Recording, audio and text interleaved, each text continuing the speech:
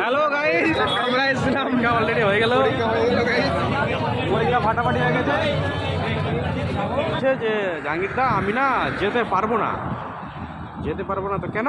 বলছে আমার মা বাবা না বলে বাইকে বলে যেতে দিবে না, বলে ঠান্ডা খুবই। Hello everyone, welcome to my new another blog. তো আজকে আমি চলে যাচ্ছি মালদায়, আর এখন টাইম রয়েছে সকাল 7টা, ঠিক আছে?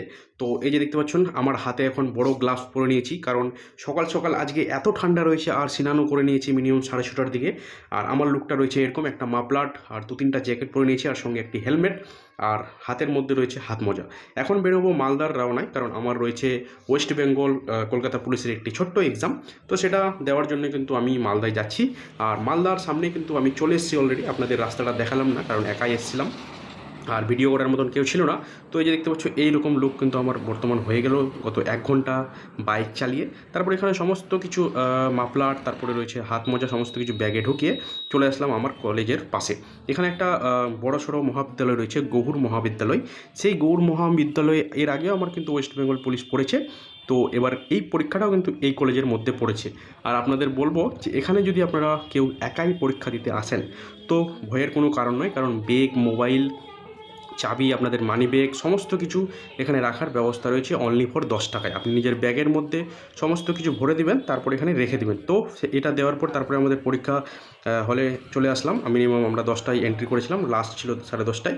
পরীক্ষা টরীক্ষা হয়ে যাওয়ার পর এখান থেকে বের হয়ে গেলাম। আর যখন আমরা পরীক্ষা দিয়ে বের হচ্ছিলাম তখন দেখো এখানে কত লোক সংখ্যা, কতজন এক্সাম দিতে এসেছিলো শুধু একটা কলেজে। এরকম ওয়েস্ট বেঙ্গলের প্রত্যেকটা কলেজে আমাদের চাচলে মালদার ছেলেদেরকে চাচলে, চাচলের ছেলেদের মালদা, এমন করে এদিক ওদিক করে দেয়, ঠিক আছে? আর কি আপনাদের বলে দিই যে এই যে সব আনএমপ্লয় ছেলেগুলো বা আনএমপ্লয় যাদের বেকারত্ব আমাদের ওয়েস্ট বেঙ্গলে রয়েছে, এর একমাত্র দায় যে এখানে ঠিকঠাক চাকরি হয় না। হ্যালো গাইস, আমরা এসেছিলাম অলরেডি হয়ে গেল, পরীক্ষা ফাটাফাটি হয়ে গেছে। কারণ ওয়েস্ট বেঙ্গল এই পুলিশের পরীক্ষাগুলো কত বছর বাদ হচ্ছে, ঠিক আছে? মানে একবার রিক্রুটমেন্ট হয়ে যাওয়ার পর তারপরে ঘুমিয়ে যাবে সরকার যে কতবার হবে। আর কোনো যদি ছেলে সেই একটা এক্সামের জন্য যদি পড়ে থাকে যে হ্যাঁ আমি এটা এক্সাম নিব, এটা নিব, তাহলে তার ডেট এক্সপায়ার হয়ে যাবে, অর্থাৎ তার বয়স বের হয়ে যাবে শেষ। বাইক রেখেছিলাম আমরা এখানে অনেকগুলো বাইক রাখা রয়েছে, আর অলরেডি সবাই বের হয়ে গেছে এক্সাম দিয়ে।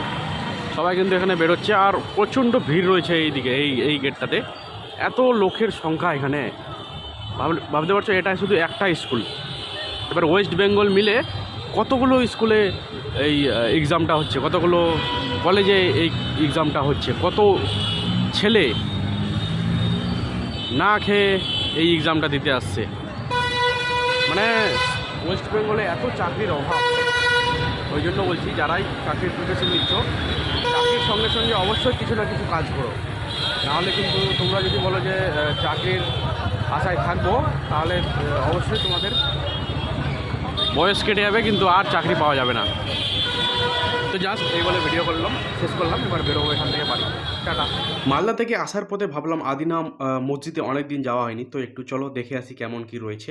সেই জবে থেকে হিরণময় গোস্বামী এখানে ঝামেলা লাগিয়েছে, তার থেকে একদিনও এখানে আসা হয়নি। তো এসেই দেখছি এখানে অনেকজন ট্যুরিস্ট এসছে ঘোরাফেরা করার জন্য।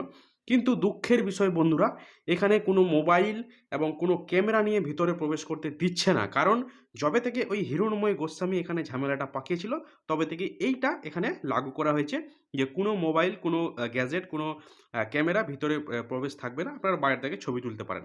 আগে আমরা সবাই মোবাইল টোবাইল হেটা ওটা নিয়ে যাচ্ছিলাম, এখানে ছবি তুলছিলাম, এখানে লেখাই রয়েছে ফটো এবং ভিডিও নট অ্যালাউ, ঠিক আছে? তো এই জিনিসটা খুব খারাপ হয়েছে, কিছু দুষ্কৃত সমাজের লোকের জন্য এই জিনিসটা খারাপ হয়েছে। সেখানে গেছিলাম, তো বন্ধুরা সেখান থেকে প্রবেশ না করে আমি শুধু বাইরে থেকে 2-1টা ছবি তুলে এখানে চলে আসলাম। তো বন্ধুরা আমি এখন রয়েছি গাজল টোল ট্যাক্সের পাশে, টোল প্লাজা যেখানে বলে সেটার কাছে রয়েছি। আর আমি বর্তমান গেছিলাম মালদাতে।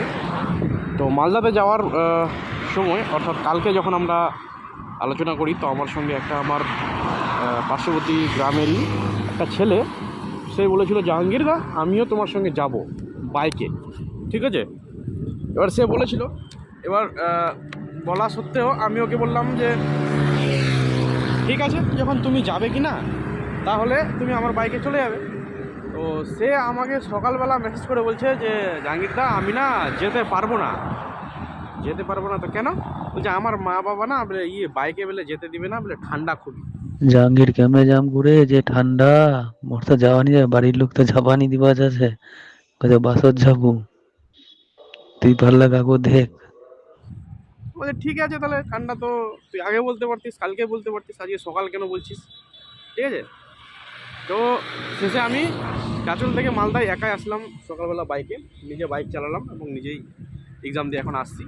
তো বন্ধুরা, কারো ভরসায় কোনোদিন বসে থাকতে নেই। কেউ যদি তোমার সঙ্গে গেলেও ভালো, না গেলেও ভালো, ঠিক কি না? তো বর্তমান এরকম সিচুয়েশনে রয়েছে যে আমাদের মতন বয়সের ছেলেমেয়েগুলো যদি এখনও তারা নিজের ডিসিশন নিজে না নিতে পারে, অন্য কেউ ডিসিশন নেয়, তারা কোনোদিনও তো কোনো কাজে উন্নত করতে পারবে না, ঠিক কি না?